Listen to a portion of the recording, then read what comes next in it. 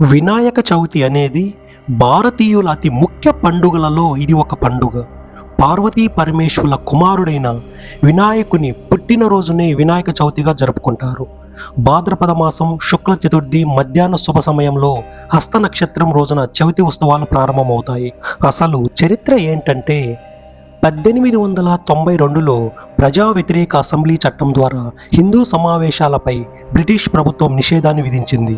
భారతీయ స్వాతంత్ర సమరయోధుడు లోకమాన్య తిలక్ బ్రిటిష్ వారిపై భారత స్వాతంత్రోద్యమం మద్దతుగా ప్రజలందరిలో జాతీయ స్ఫూర్తి రగిలించే ఏ చిన్న అవకాశాన్ని వదిలిపెట్టలేదు. దేశవ్యాప్తంగా అందరినీ ఒక్కటి చేసే సంకల్పంతో ఇప్పుడు నిరంతరంగా సాగుతున్న గణపతి ఉత్సవాలు, శివాజీ ఉత్సవాలు మొదటిసారిగా ప్రారంభించి సాధించాడు. భారతీయుల పూజా మందిరంలో జరిగే గణేష పూజకు సామూహికమైన, సామాజికమైన, సార్వజనీయమైన ప్రాధాన్యత అందించడంలో అతను చేసిన కృషి అనన్య సామాన్యం. వినాయక చవితి నాడు విఘ్నేశ్వరుడిని 21 రకాల ఆకులతో పూజిస్తారు. మాచిపత్రం మాచిపత్రి, బృహతీపత్రం మూలక, బిల్వపత్రం మారేడు, దుర్వాపత్రం గరిక, దత్తూరపత్రం తుమ్మెత్త, బదిరీపత్రం రేగు, అపమార్గ పత్రం ఒత్తడేని, తులసీపత్రం తులసి, చూతపత్రం మామిడి, కరవీర పత్రం గన్నేరు, విష్ణుక్రాంత పత్రం శంకుపుష్పం, దాడిమీర పత్రం దానిమ్మ, దేవదారు పత్రం దేవదారు, మరువక పత్రం దవనం మరువం, సింధువార పత్రం వావిలి, జాజిపత్రం జాజిమలి, గండికి పత్రం లతాదూర్వ కామంచి ఆకులు, షమీపత్రం జమ్మి, అశ్వత్థ పత్రం రావి, అర్జున పత్రం తెల్లమద్ది, అర్కపత్రం జిల్లేడు. ఈ 21 రకాల ఆకులతో విఘ్నేశ్వరుని పూజిస్తారు. విఘ్నేశ్వరుని కథ ఏంటంటే, సూత మహాముని శౌనకాది మహామునులకు విఘ్నేశ్వరుని కథ ఇలా చెప్పాడు. పూర్వం గజరూపం కల రాక్షసుడొకడు పరమశివుని కొరకు ఘోరమైన తపస్సు చేశాడు. అతన్ని తపస్సుకు మెచ్చి భక్తసులుడైన పరమేశ్వరుడు ప్రత్యక్షమై, భక్త నీ కోరిక ఏమి అని అడుగగా, ఆ రాక్షసుడు, స్వామి నీవు ఎల్లప్పుడూ నా ఉదరమునందే నివసించాలని కోరాడు. శివుడు అతని కోరికను మన్నించి గజాసురుని కడుపులో ప్రవేశించి నివసించసాగాడు.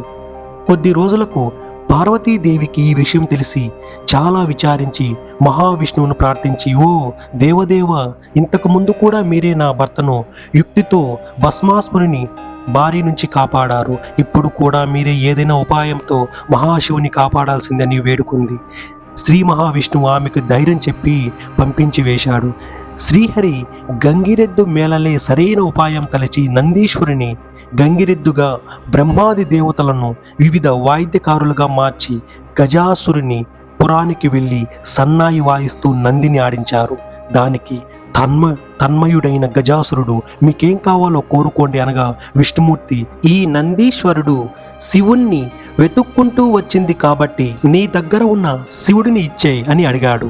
వెంటనే ఆ కోరిక కోరింది వేరెవరో కాదు, సాక్షాత్తు శ్రీ మహావిష్ణువే అని గ్రహించాడు. తనకిక మరణం తథ్యమని గ్రహించి శివునితో, నా శిరస్సును లోకమంతా ఆరాధించబడేటట్లుగా అనుగ్రహించి నా చర్మం నీ వస్త్రంగా ధరించమని వేడుకున్నాడు. అభయమిచ్చిన తర్వాత విష్ణుమూర్తి నందికి సైగ చేయగా నంది తన కొమ్ములతో గజాసురుణ్ణి చీల్చి చంపాడు. బయటకు వచ్చిన శివుడు శ్రీహరిని స్తుతించాడు. అప్పుడు విష్ణుమూర్తి, ఇలా అపాత్ర దానం చేయకూడదు, దుష్టులకి ఇలాంటి వరాలిస్తే పాముకు పాలు పోసి పెంచినట్లే అవుతుందని విష్ణుమూర్తి శివుడికి విన్నపించుకున్నాడు. ఇప్పుడు వినాయకుని జననం గురించి తెలుసుకుందాం. కైలాసంలో పార్వతీదేవి శివుని రాక గురించి విని చాలా సంతోషించి తలస్నానం చేయటానికై నలుగు పెట్టుకుంటూ ఆ నలుగుతో ఒక బాలుని రూపాన్ని తయారు చేసి ఆ బొమ్మకు ప్రాణం పోసి ద్వారం వద్ద కాపలాగా ఉంచి ఎవరినీ రానివ్వద్దని చెప్పింది. ఆ బాలుడు సాక్షాత్తు పరమేశ్వరుడినే ఎదుర్కొని తల్లి ఆనతి నెరవేర్చాడు. ఆ ధిక్కారానికి కోపం వచ్చిన పరమేశ్వరుడు అతన్ని శిరచ్ఛేదం గావించి లోపలికి వెళ్ళాడు.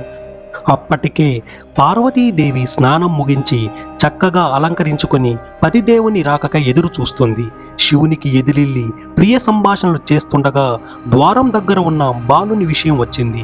శివుడు చేసిన పని విని ఎంతో దుఃఖించగా శివుడు కూడా చింతించి గజాసురుని శిరస్సును అతికించి ఆ బాలుని బ్రతికించాడు. అందువల్ల గజాననుడుగా పేరు పొందాడు. అతని వాహనం అనిందుడనే ఎలుక. గజాననుడు తల్లిదండ్రులకు భక్తి శ్రద్ధలతో కొలిచేవాడు. కొన్నాళ్లకు పార్వతీ పరమేశ్వరులకు కుమారస్వామి జన్మించాడు. అతని వాహనం నెమలి. అతను మహాబలశాలి.